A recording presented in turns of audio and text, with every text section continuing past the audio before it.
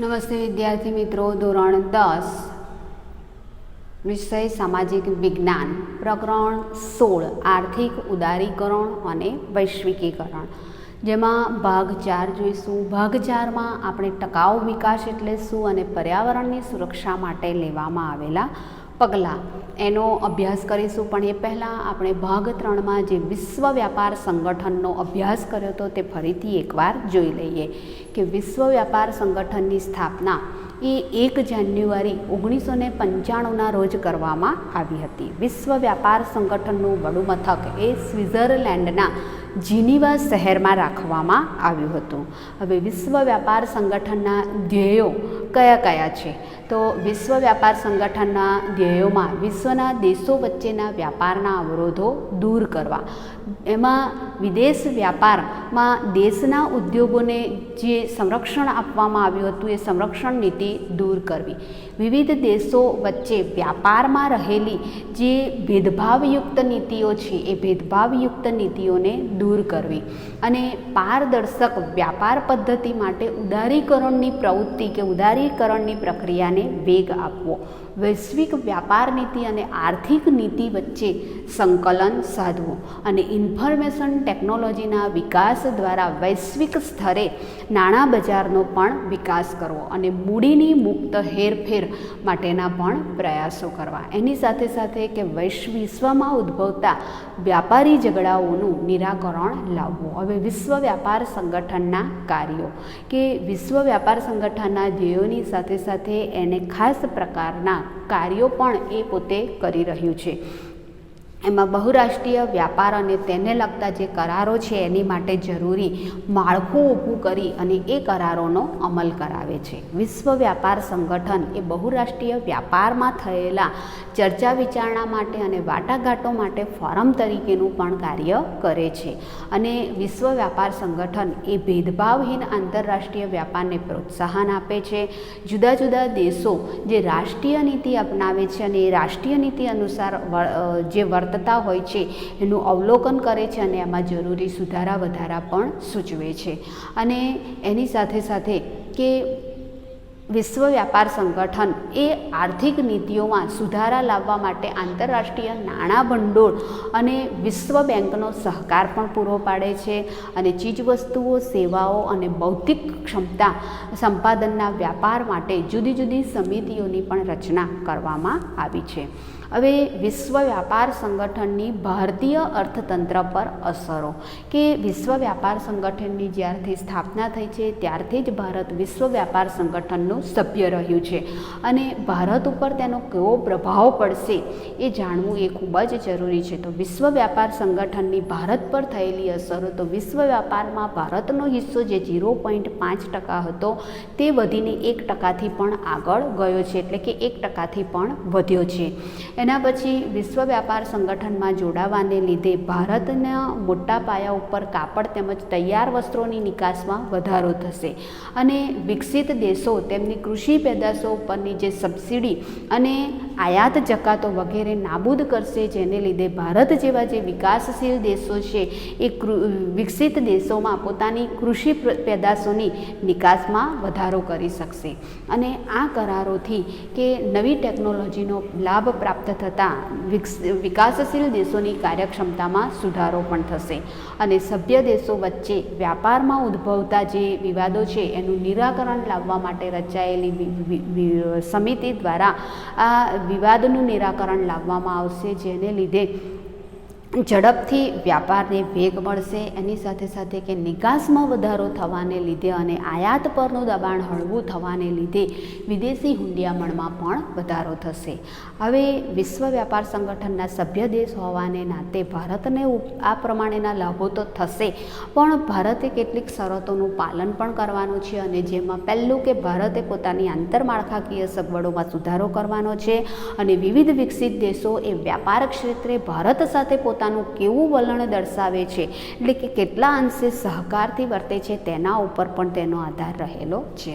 હવે આપણે જોઈએ ટકાઉ વિકાસ, કે ટકાઉ વિકાસ એટલે શું? તો ભાવિ પેઢીની જરૂરિયાતોને પૂરી પાડવાની ક્ષમતાને નુકસાન પહોંચાડ્યા વગર વર્તમાન પેઢીની જરૂરિયાતોને સંતોષવી એને ટકાઉ વિકાસ કહેવામાં આવે છે. વિદ્યાર્થી મિત્રો, ખનિજોના સંપર્કમાં આવ્યા પછી અને ખનિજો વિશેની માહિતી મેળવ્યા પછી આજે ઉદ્યોગ ધંધાઓ ધમધમતા થયા છે અને વિકાસને વધુને વધુ વેગ મળતો ગયો છે. પૃથ્વીના પેટાળમાંથી ખનિજો મોટી માત્રામાં કાઢવામાં આવે છે અને ખનિજોનો વિવિધ રીતે ઉપયોગ કરવામાં આવે છે અને વિકાસને વેગ તો મળ્યો છે. લોકોના આવકમાં વધારો થયો છે, રાષ્ટ્રીય આવકમાં વધારો થયો છે, માથાદીઠ આવકમાં વધારો થયો છે, જીવન ધોરણમાં સુધારો થયો છે, પરંતુ એની સાથે સાથે પર્યાવરણને ખૂબ મોટી માત્રામાં નુકસાન થઈ રહ્યું છે.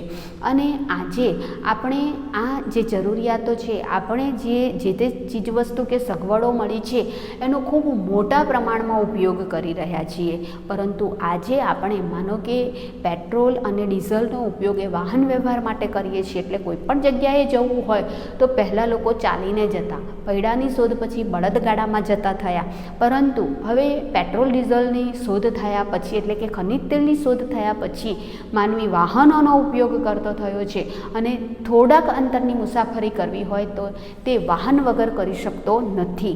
તો આપણે શક્ય હોય ત્યાં સુધી ચાલીને જવું જોઈએ, જ્યારે દૂરના અંતરની મુસાફરી કરવી હોય તો જ વાહનનો ઉપયોગ કરવો જોઈએ. એટલે કે આપણે જે સુખ સગવડો ભોગવ્યા છે એ આપણી ભાવિ પેઢીને પણ એ સગવડ મળી રહે એનો ખાસ આપણે ખ્યાલ રાખવો જોઈએ. એટલે કે ભાવિ પેઢીની આપણી જે જરૂરિયાતો છે એના કરતાં એમની જરૂરિયાતો વિશેષ ચડિયાતી હશે, એટલે ભાવિ પેઢીની જરૂરિયાતોને ધ્યાન પૂરી પાડવાની ક્ષમતાને નુકસાન પહોંચાડ્યા વગર વર્તમાન પેઢીની જરૂરિયાતોને સંતોષવી, જેને ટકાઉ વિકાસ કહેવામાં આવે છે. અને બીજા શબ્દોમાં કહીએ તો પ્રદૂષણ મુક્ત અને પર્યાવરણ તરફનો મૈત્રીપૂર્ણ વ્યવહાર, જેને પણ ટકાઉ વિકાસ કહેવામાં આવે છે. હવે આ ટકાઉ વિકાસની વ્યાખ્યા આ મુજબ છે કે ભાવિ પેઢીઓની જરૂરિયાતોને પૂરી પાડવાની ક્ષમતાને નુકસાન પહોંચાડ્યા વગર વર્તમાન પેઢીની જરૂરિયાતોને પૂરી પાડવી. એટલે કે આ બાબત એ આપણને પર્યાવરણ ટકાઉ વિકાસમાં પર્યાવરણીય સંસાધનોની કાયમી જાળવણી ઉપર અહીંયા ભાર મૂકવામાં આવેલો છે. હવે માનવ સૃષ્ટિની આસપાસ કુદરત અને માનવ સર્જિત આવરણ આવેલું છે, એટલે કે પર્યાવરણ પર પડેલી ગંભીર અસરોના કારણે ટકાઉ વિકાસનો ખ્યાલ વિકસેલો છે કે આ સૃષ્ટિની આસપાસ કે કુદરતી અને માનવ સર્જિત આવરણ એટલે કે પર્યાવરણ ઉપર એની ગંભીર અસર પડી છે અને આ ગંભીર અસરને લીધે આ ટકાઉ વિકાસનો ખ્યાલ આપણે લાવવો પડ્યો છે. આજની પેઢીએ જે વિકાસ સાધ્યો છે એટલો ઝડપી વિકાસ સાધી રહી છે કે ભવિષ્યને હવે આગળ ટકાવી શકાય તેમ નથી. વર્તમાન પેઢીને જે સગવડો ભોગવી છે એ સગવડો કદાચ ભાવિ પેઢી પ્રાપ્ત કરી શકે તેમ નથી, એવો ભય સેવાઈ રહ્યો છે. આપણી પાસે ખનિજ તેલ, કોલસો વગેરે જેવા જે યુરેનિયમ, થોરિયમ વગેરે જેવા જે સંચાલન શક્તિ માટેના જે ખનિજો છે એ ખતમ થઈ જવાને આરે છે. એટલે વર્તમાન પેઢીએ જે સુવિધાઓ ભોગવી છે એ સુવિધાઓ કદાચ ભાવિ પેઢીને કદાચ નહીં મળે એવો પણ ભય સેવાઈ રહ્યો છે, જેને લીધે ટકાઉ વિકાસનો ખ્યાલ વિકસ્યો છે. આર્થિક વિકાસને કારણે કુદરતી સંસાધનોનું પ્રમાણ ઘટ્યું છે, એટલે કે કુદરતી સંસાધનોનો ઉપયોગ કરી અને મોટા પાયે આપણે આર્થિક વિકાસને વેગ આપ્યો છે. એટલે કે આર્થિક વિકાસને લીધે કુદરતી સંસાધનોનું પ્રમાણ ઘટ્યું છે અને તેની ગુણવત્તા પણ ઓછી થઈ છે. આ પરિસ્થિતિમાં વિકાસના ખ્યાલમાં પરિવર્તન લાવવું એ ખૂબ જ જરૂરી બન્યું છે અને આજનો વિકાસ અને તેના કારણે પર્યાવરણ પર થતી અસરો એનો અભ્યાસ ટકાઉ વિકાસના ખ્યાલ હેઠળ જ કરવામાં આવેલો છે. હવે ટકાઉ વિકાસ એટલે પ્રદૂષણ મુક્ત અને પર્યાવરણ તરફનો મૈત્રીપૂર્ણ વ્યવહાર, કે આપણા જે આત્મનિર્ભરતાના પાયાના માળખાનો વિકાસ અને પ્રાકૃતિક તેમજ માનવીય જે સાધનો છે એનો સમુચિત વિકાસનો ઉપયોગ દ્વારા જ કોઈપણ દેશ ટકાઉ વિકાસ સાધી શકે છે. અને આપણે ખાસ કરીને પ્રાકૃતિક સાધનોનો ઉપયોગ અને તેની પર્યાવરણીય અસરો એટલે કે ટકાઉ વિકાસ વિશે આપણે ખૂબ જ સજાગ બનવું એ જરૂરી છે. ભારતમાં આર્થિક વિકાસ દરમિયાન થયેલા ઝડપી ઔદ્યોગિકીકરણ અને આ ઔદ્યોગિકરણથી પ્રાકૃતિક સાધનોનો ભારે પાયે વિનાશ સર્જાઈ રહ્યો છે અને તેમાંથી પ્રાકૃતિક સમતુલા ખોરવાઈ રહી છે. જંગલોનો મોટા પાયે વિનાશ થઈ રહ્યો છે, જેને લીધે ગ્લોબલ વોર્મિંગની અસર સર્જાઈ છે. વૈશ્વિક તાપ વૃદ્ધિમાં વધારો થયો છે, એને કહેવાય આપણે પ્રાકૃતિક સંતુલન ખોરવાઈ રહ્યું છે.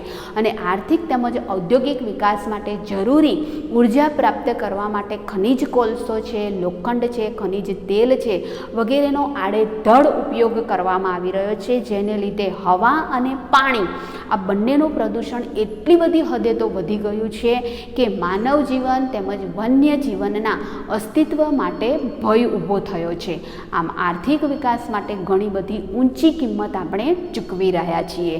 તો આર્થિક વિકાસની પદ્ધતિ બદલવા માટે પ્રદૂષણ તેમજ પર્યાવરણ વિરોધી નહીં, પરંતુ પર્યાવરણ અને સાથે સુસંગત અને મૈત્રીપૂર્ણ નીવડે તેવી આર્થિક વિકાસની વ્યૂહરચના ઘડવી એ આપણી ફરજ છે. તો પ્રાકૃતિક સાધનોના સંરક્ષણ અને સંવર્ધન માટે ધ્યાનમાં રાખવાની બાબતો અથવા તો ટકાઉ વિકાસની વ્યૂહરચના કે ટકાઉ વિકાસની વ્યૂહરચનામાં પુનઃ ઉપયોગમાં લઈ શકાય તેવા સાધનોનો ફરીથી ઉપયોગ કરવો. ખેતીલાયક જમીન છે, જંગલો છે, જળ સંપત્તિ છે વગેરેનો પુનઃ ઉપયોગમાં લઈ શકાય તેવા પ્રાકૃતિક સાધનો છે અને આ પ્રાકૃતિક સાધનોનો ઉપયોગ તેમની ગુણવત્તા જળવાઈ રહે તે રીતે કરવો જોઈએ. અને એક જ વખત ઉપયોગમાં લઈ શકાય તેવા સાધનો જેવા કે કોલસો છે, પેટ્રોલિયમ છે, પેટ્રોલિયમ પેદાશો છે વગેરેનો કાળજીપૂર્વક ઉપયોગ કરવો જોઈએ. હવે બીજું કે પર્યાવરણ મિત્ર ટેકનોલોજીનો ઉપયોગ કરવો જોઈએ, એટલે કે ઓછામાં ઓછો બગાડ થાય તે રીતે આપણે સાધનોનો કરકસરપૂર્વક ઉપયોગ કરવો જોઈએ. આ માટે આડ પેદાશોનો ઉપયોગ અને ટેકનોલોજીના વિકાસ ઉપર ભાર મૂકવો જોઈએ. એના પછી છે અનેક ઉપયોગ ધરાવતા સાધનોને દરેક ઉપયોગમાં લેવા, એટલે કે જે એકમો કે જે સાધનો એકથી વધુ વખત ઉપયોગમાં લઈ શકાય તેવા હોય તેમને બધા જ ઉપયોગમાં લેવા જોઈએ. જેમ કે ભારતમાં દામોદર ખીણ યોજના છે. આ યોજના એ સિંચાઈ માટે, વિદ્યુત ઉત્પન્ન કરવા માટે, પૂર નિયંત્રણ માટે, વાહન વ્યવહાર માટે એટલે કે આંતરિક જળમાર્ગ માટે એમ અનેક રીતે ઉપયોગી છે. તો એને દરેક ઉપયોગમાં લેવી જોઈએ. એના પછી કાયદાકીય નિયંત્રણો જરૂરી હોય ત્યાં લાદવા જોઈએ કે જે જગ્યાએ ગંદા વસવાટો છે કે એક દુરુપયોગ ન થાય, પ્રાકૃતિક સાધનોનો દુરુપયોગ ન થાય એ રીતે આપણે આગળ આર્થિક વિકાસને વેગ આપવો જોઈએ. ઔદ્યોગિક કચરો, બિનઆયોજિત કચરાનો નિકાલ કરવો, ઝેરી રસાયણો, ગંદા વસવાટો વગેરે અટકાવવા માટે કાયદાકીય નિયંત્રણો લાદવા જોઈએ. એના પછી વાહન વ્યવહાર ખર્ચ ઓછામાં ઓછું થાય તે રીતે ઉદ્યોગોનું સ્થાન પણ નક્કી કરવું જોઈએ અને પર્યાવરણની સમતુલા જળવાઈ રહે તે રીતે પ્રાકૃતિક સાધનોનો ઉપયોગ કરવો જોઈએ. આર્થિક વિકાસની આડઅસરો જેવી કે પ્રાકૃતિક સાધનોની ગેરવ્યવસ્થા, જંગલોનો મોટા પાયા પર થઈ રહેલો વિનાશ અને ઔદ્યોગિક કચરાનો બિનઆયોજિત નિકાલ, ઝેરી રસાયણો, વધતા જતા વસવાટો અટકાવવા જોઈએ અને તેમના ઉપર કડકમાં કડક નિયંત્રણ લાદવું જોઈએ. એના પછી કે ઉત્પાદનના તમામ ક્ષેત્રોમાં સૌર ઉર્જા, પવન ઉર્જા વગેરે જેવા બિનપરંપરાગત ઉર્જા સ્ત્રોતોનો ઉપયોગ વધારવો જોઈએ. તો વિદ્યાર્થી મિત્રો, ફરીથી આપણે ટકાઉ વિકાસ વિશેની માહિતી મેળવી લઈએ. તો ટકાઉ વિકાસ એટલે શું? તો ભાવિ પેઢીની જરૂરિયાતોને પૂરી પાડવાની ક્ષમતા ને નુકસાન પહોંચાડ્યા વગર વર્તમાન પેઢીની જરૂરિયાતોને સંતોષવી, જેને ટકાઉ વિકાસ કહેવામાં આવે છે. અને બીજા શબ્દોમાં કહીએ તો પ્રદૂષણ મુક્ત અને પર્યાવરણ સાથેનો મૈત્રીપૂર્ણ વ્યવહાર એટલે ટકાઉ વિકાસ. કે આત્મનિર્ભરતાના પાયાના માળખાનો વિકાસ અને પ્રાકૃતિક તેમજ માનવીય સંસાધનોનો સમુચિત વિકાસ અને તેના ઉપયોગ દ્વારા કોઈપણ દેશ પોતે ટકાઉ વિકાસ સાધી શકે છે. આજે આપણો દેશ એટલો બધો તો ઝડપી ટકાઉ વિકાસ સાધી રહ્યો છે કે તેને ભવિષ્યમાં ટકાવી શકાય તેમ નથી. આપણી આસપાસ રહેલા કુદરતી અને માનવસર્જિત આવરણ એટલે કે પર્યાવરણ પર પડેલી ગંભીર અસરોને કારણે ટકાઉ વિકાસનો ખ્યાલ વિકસ્યો છે. અને વર્તમાન પેઢી જે જરૂરિયાતો કે જે સગવડો ભોગવી રહી છે એ કદાચ ભાવિ પેઢીને એ સગવડો નસીબમાં મળશે પણ નહીં. એટલે કે આર્થિક વિકાસને કારણે કુદરતી સંસાધનોનો ખૂબ મોટા પાયે વિનાશ થઈ રહ્યો છે, એની ગુણવત્તામાં પણ ઘટાડો થઈ રહ્યો છે. આ પરિસ્થિતિમાં વિકાસના ખ્યાલમાં પરિવર્તન જરૂરી છે.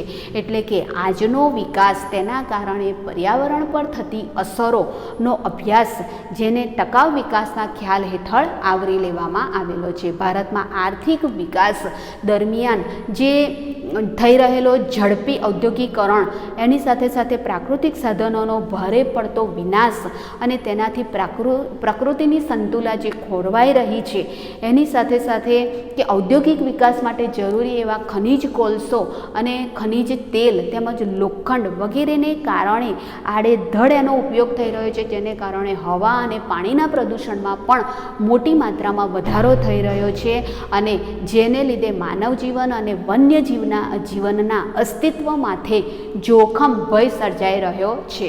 અને એના આર્થિક વિકાસ માટે આપણે ખૂબ ઊંચી કિંમત ચૂકવી રહ્યા છીએ. અને આર્થિક વિકાસની આ પદ્ધતિ બદલવા માટે પર્યાવરણ વિરોધી નહીં પરંતુ પર્યાવરણ સાથે સુસંગત હોય તેવો મૈત્રીપૂર્ણ નીવડે તેવી આર્થિક વિકાસની વ્યૂહરચના એટલે કે પદ્ધતિ અપનાવવી જોઈએ.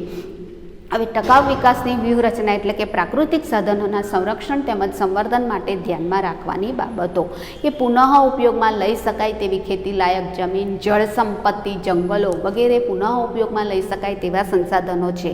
અને આ પ્રાકૃતિક સાધનોનો ઉપયોગ તેમની ગુણવત્તા જળવાઈ રહે તે રીતે કરવો જોઈએ. એક વખતમાં ઉપયોગમાં લઈ શકાય તેવા સાધનો જેવા કે કોલસો, ખનિજ તેલ વગેરેનો, પેટ્રોલિયમ પેદાશ વગેરેનો કરકસરપૂર્વક કાળજીપૂર્વક ઉપયોગ કરવો જોઈએ. ઓછામાં ઓછો બગાડ થાય તે રીતે સાધનોનો કરકસરપૂર્વક ઉપયોગ કરવો જોઈએ. અને તે માટે જે આડ પેદાશોનો ઉપયોગ તેમજ ટેકનોલોજીનો વિકાસ થાય એ બાબત ઉપર પણ ભાર મૂકવો જોઈએ. જે સંસાધનો એકથી વધુ વખત ઉપયોગમાં આવી શકે તેવા હોય એવા સંસાધનોને એકથી વધુ વખત ઉપયોગમાં લેવા, જેમ કે ભારતમાં દામોદર ખીણ યોજના કે જેનો ઉપયોગ એ વીજળી ઉત્પન્ન કરવા માટે, પૂર નિયંત્રણ માટે, વાહન વ્યવહાર માટે, સિંચાઈ યોજના માટે થઈ શકે છે.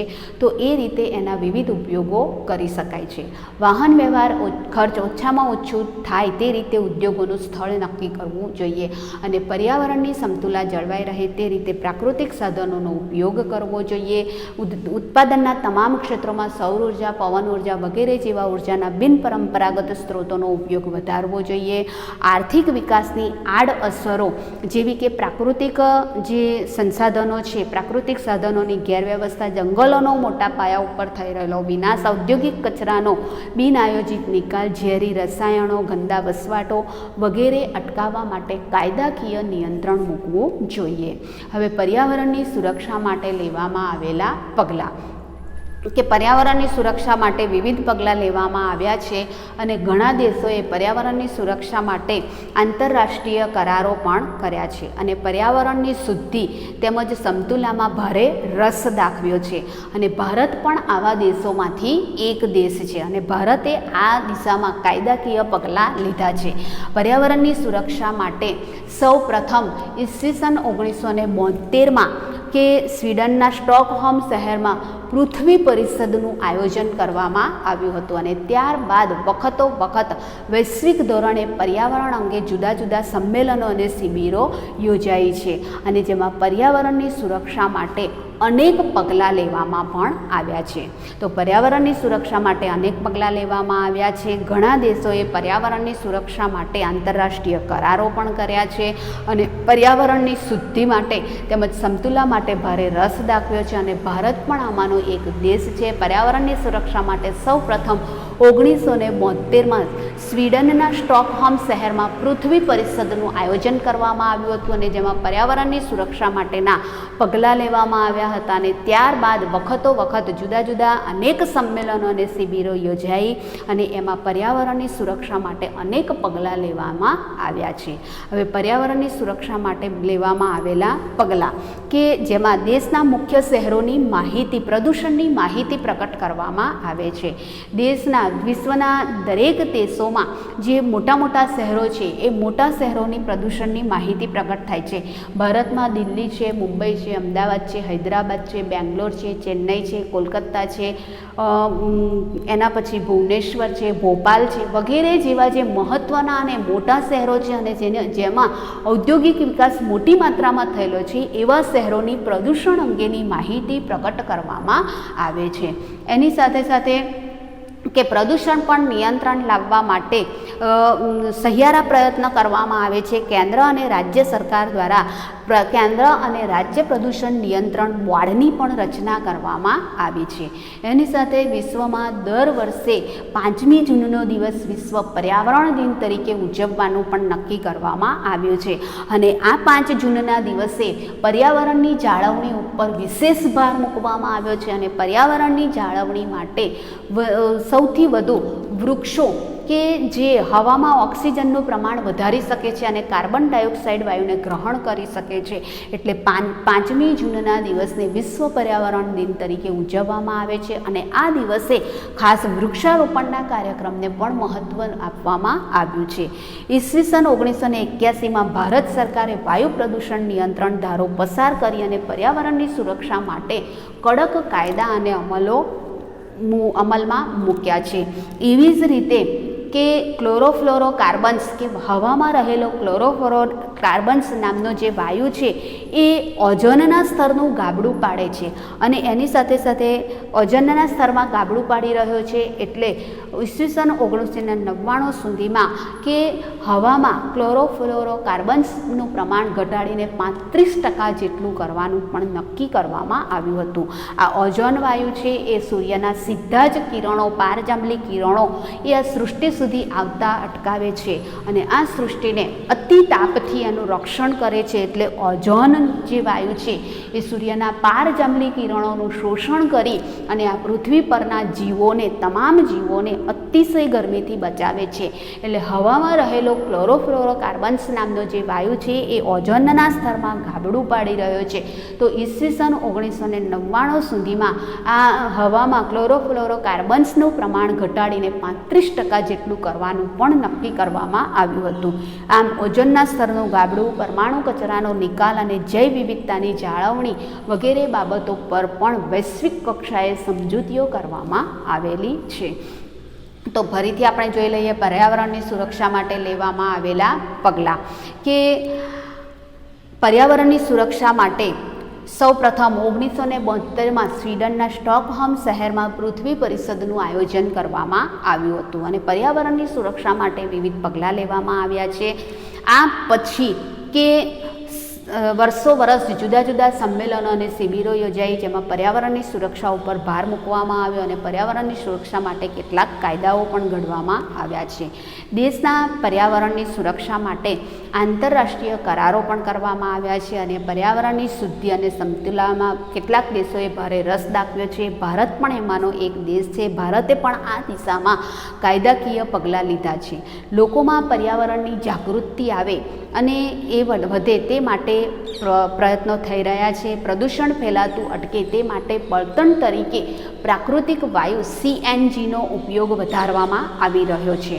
એની સાથે સાથે બ્રાઝિલ અને ચીન જેવા દેશોએ જંતુનાશક દવાઓનો વિકલ્પ શોધ્યો છે અને કેટલાક દેશોએ તો સલ્ફર ડાયોક્સાઇડ વાયુનું પ્રમાણ ઘટાડવાના પણ પગલાં લીધા છે. અને પ્રદૂષણ નિવારણ અને પર્યાવરણની જાળવણી માટે વિશ્વમાં દર વર્ષે 5મી જૂનના દિવસને પર્યાવરણ દિન તરીકે ઉજવવાનું નક્કી કરવામાં આવ્યું છે અને દેશના મુખ્ય શહેરોની પ્રદૂષણ અંગેની માહિતી પણ પ્રકટ પ્રકટ કરવામાં આવે છે।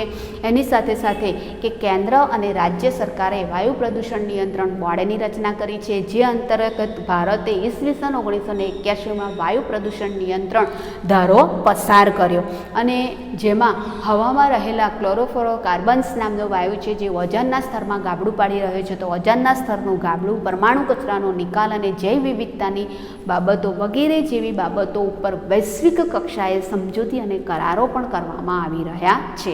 આમ પર્યાવરણના રક્ષણની જવાબદારી આપણા સૌની છે। આપણે પ્રદૂષણ ઉપર અંકુશ નહીં રાખીએ તો પર્યાવરણ, આ શુદ્ધ પર્યાવરણ લાંબો સમય સુધી ટકી શકશે નહીં। એ સમય દૂર નથી કે જ્યારે પૃથ્વી ઉપરનું સમગ્ર જીવસૃષ્ટિનો વિનાશ થઈ જશે, એટલે કે પર્યાવરણના રક્ષણની જવાબદારી આપણા સૌની રહેલી છે। તો વિદ્યાર્થી મિત્રો, અહીંયા આપણું આ પ્રકરણ પૂર્ણ થાય છે। આ પ્રકરણમાં બોર્ડમાં 2 ગુણનો પ્રશ્ન પૂછાય છે, જેમાં મેં તમને કહ્યું હતું કે પ્રકરણ પૂરું થયેથી હું તમને જણાવીશ। એમાં પહેલું છે કે ઉદારીકરણનો અર્થ જણાવી, ઉદારીકરણના લાભ અને ગેરલાભ જણાવો। ખાનગીકરણ એટલે શું, ખાનગીકરણનો અર્થ જણાવી, ખાનગીકરણના લાભ અને ગેરલાભ જણાવો।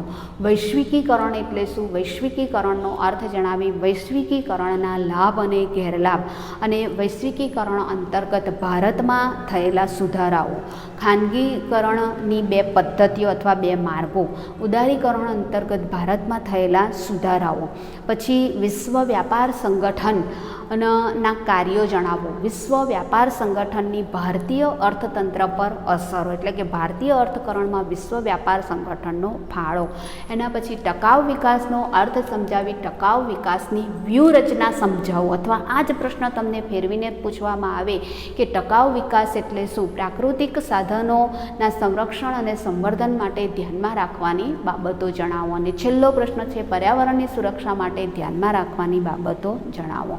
તો વિદ્યાર્થી મિત્રો, આ પ્રકરણનો એક પ્રશ્ન મહત્ત્વનો છે, નાના પ્રશ્નો છે, યાદ રહેવા છે।